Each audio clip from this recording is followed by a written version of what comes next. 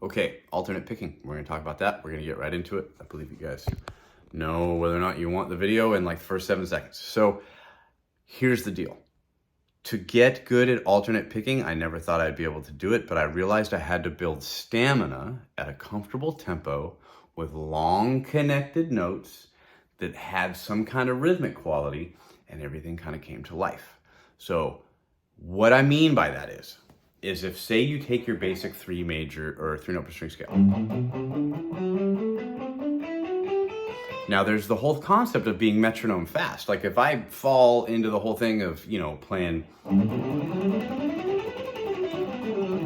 all that kind of stuff, I mean, it's cool, but it's really regimented and it can lose some feel. So you'll hear people talk about, when you're playing in general, the legato effect and the connectivity between your notes. Like not chopping stuff too short sometimes, unless it's intentional, right, for the feel.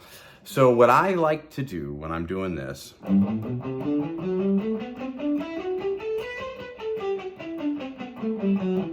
it's funny because when you get older, you like totally understand that, like, if you go slow, you actually do pick faster sooner.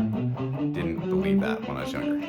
Because this is gonna change. Like you're here, maybe when you start, kind of go, as you get better, maybe a little bit, as you get faster, and all of these concepts are gonna be different. Like where your hand is gonna sit is gonna change, because it's best to kind of palm mute. But like some people ask, do I go like this?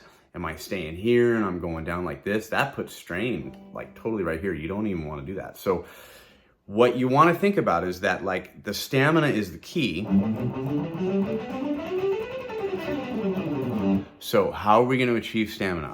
I suggest swinging it against a metronome at a comfortable tempo and just playing it over and over again, kind of like Gambale did in some of those old videos where he would go and he'd go like 4 times. Prep for Dorian.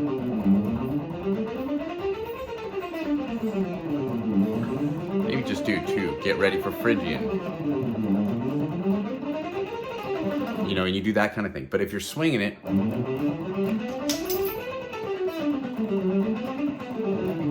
or I don't even know, or just trying to pretend like you're playing to a damn drum, like that's totally going to give you a nice concept, because we're mixing that idea with the Gilbert stuff, the whole thing of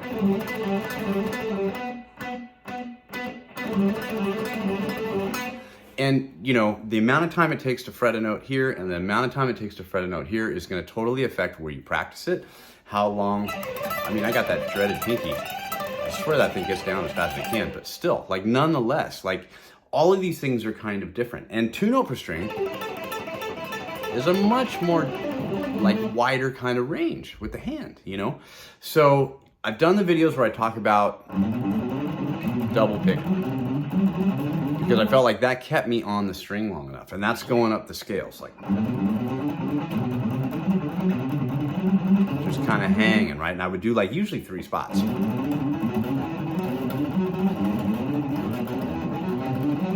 And like I would do that at a slow tempo. I've been doing this for a while, so if I can't do this a little bit quick to start, man, I got issues. But if you're going, you're building,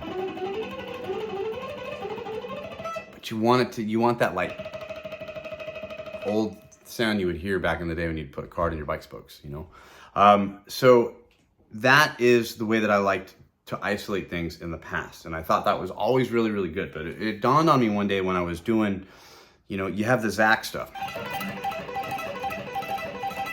which a lot of that comes from a really famous Randy Rhoads lick that went like this.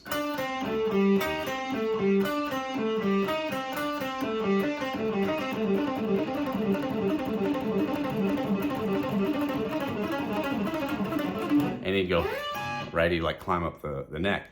You take that concept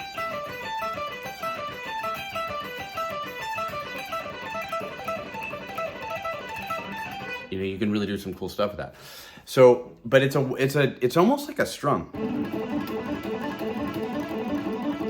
It's like, it's way more relaxed.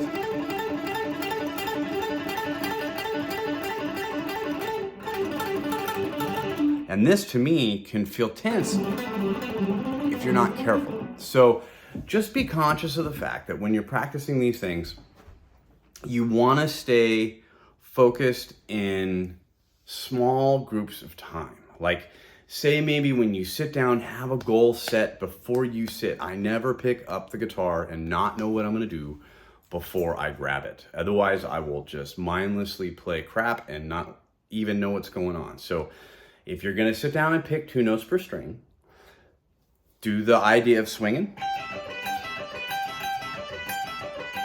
And just be patient, you know? Like if you get into the 5s, you could go, like that's a cool one to repeat.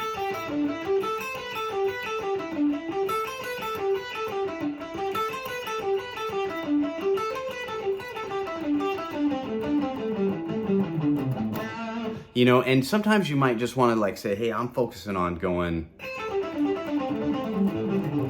and I'm going to do that for a while. And I might even go with pull-offs, right? Or do, because I also found, I got to say this too, there's a lot of things to talk about with alternate picking, man. I never thought I'd be able to do it.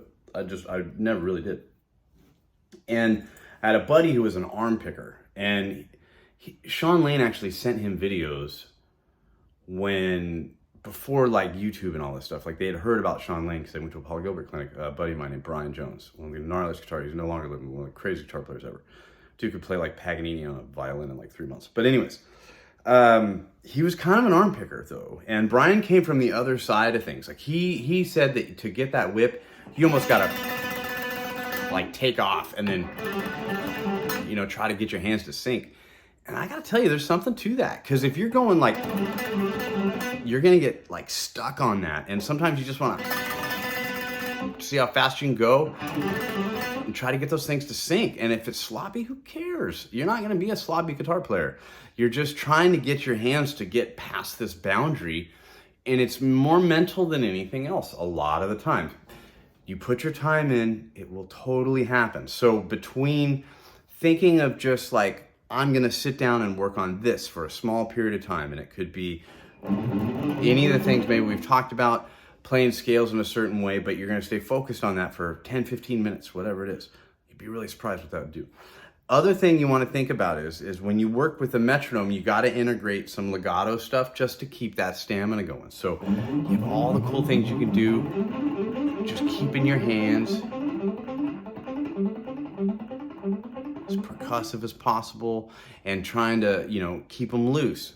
Take a break, do whatever, come back after just a couple of minutes, not a lot of time. You waste too long, they're just gonna get all stiff again. So, or you wait too long. So, you know, these are the kind of things that I like to think about. I don't know, it's the end of the night. I've had a long week of rehearsals and I'm just trying to think of some things I think that would be helpful, you know, because to me, like I said, I never thought I could do it. And I put out those videos where you can,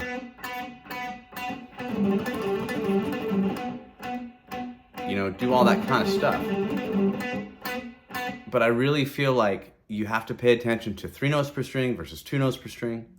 You have to think of creating stamina at a slow tempo, so that way your notes are nice and even and you hear everything really clearly, and that actually does make you faster sooner. If alternate picking is your thing, that's just kind of what we're talking about, you know. We'll close it with this. Remember, Joe Satriani talks about how he would combine things and it would feel contrived maybe in the very beginning, but it ultimately becomes part of your subconscious. And that is like, I'm gonna do a blues lick. I'm gonna do alternate picking. That could be, it doesn't have to be a whole thing. I'm gonna do a bend. And I'm gonna do legato. You just almost intentionally think of things, and then all of a sudden,